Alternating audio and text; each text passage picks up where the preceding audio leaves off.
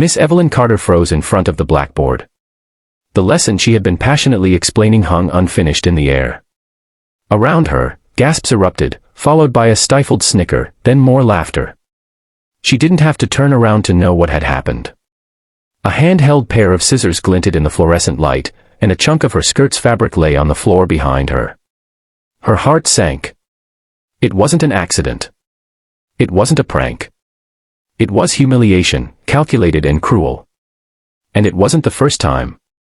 Miss Carter was Roosevelt High's youngest literature teacher. Only 24, she'd joined with dreams of inspiring young minds. But dreams met reality fast. Some students, especially a gang of senior boys, didn't respect her at all.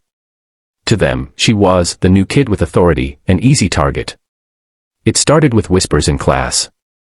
Then it became snide comments about her clothes. A crumpled note left on her desk that said, "Teacher petting zoo." She had ignored them. She had reported them once, only to be told by the principal that boys will be boys, and she should earn their respect over time. So she kept her head high, kept teaching, believing her example would be enough. But today they crossed a line she couldn't ignore. Tyler Hughes, the ringleader, had waited until she turned to the board.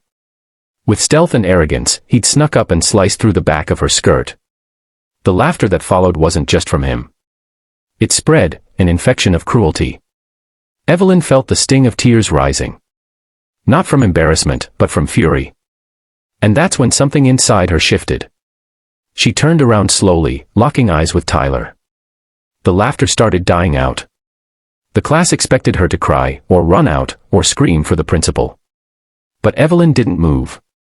She set the chalk down gently on the desk. Her face calm. Her eyes cold. "Tyler Hughes," she said, her voice low but firm, "come forward." Tyler smirked. "Or what?" "Come forward." Tyler smirked. "Or what?" "Come forward." The room fell silent. Tyler swaggered up, fake confidence oozing from his grin. In a flash, faster than anyone could process, Evelyn grabbed his wrist, the very hand that held the scissors. With a swift, practiced move, she twisted it behind his back and pinned him against the teacher's desk. A loud gasp echoed. Tyler yelped. "What are you doing?" Evelyn leaned in close, her voice calm as ever. "I warned you all year to behave. I filed reports. I asked for respect. You gave me none. Now I'm giving you a lesson you'll never forget." Tyler tried to pull away, but Evelyn had trained in self-defense since college. One precise hold, and he couldn't move. The class watched in stunned silence. "You see," Evelyn said, addressing the room, "respect isn't given. It's earned. But disrespect, that gets consequences." She released Tyler with a shove. He stumbled back, nearly tripping over a chair, his face pale, sweat breaking on his forehead. But she wasn't done. She picked up the scissors he'd dropped. "You like destroying things?" she asked, holding them up. "Let's talk about consequences." Evelyn walked over to the bulletin board and, with one sharp snip, cut a copy of the school's code of conduct right off it. She held it up. "Assaulting a teacher, that's an expulsion offense." The door opened, the vice principal had been called by a student who ran out moments earlier. He took one look at Tyler, another at Evelyn holding the code of conduct, and understood everything. By the end of the hour, Tyler Hughes was escorted out of the building. But that wasn't the end. Other students, ones who had laughed, ones who had stayed silent, came up to Evelyn that afternoon. "I'm sorry, Miss Carter. I shouldn't have laughed. You were right." And for the first time, Evelyn saw respect in their eyes.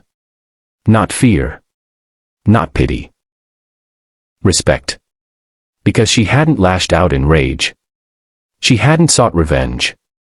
She'd stood her ground, with courage and composure. In the following weeks, everything changed. The principal, forced by the incident, brought in harassment prevention programs. Evelyn was asked to lead workshops on teacher-student respect. Other teachers thanked her.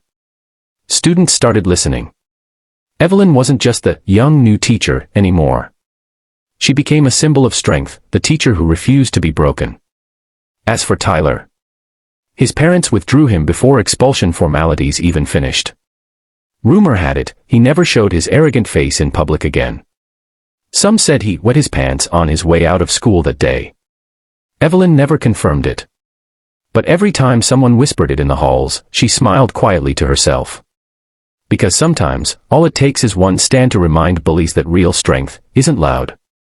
It's unshakable.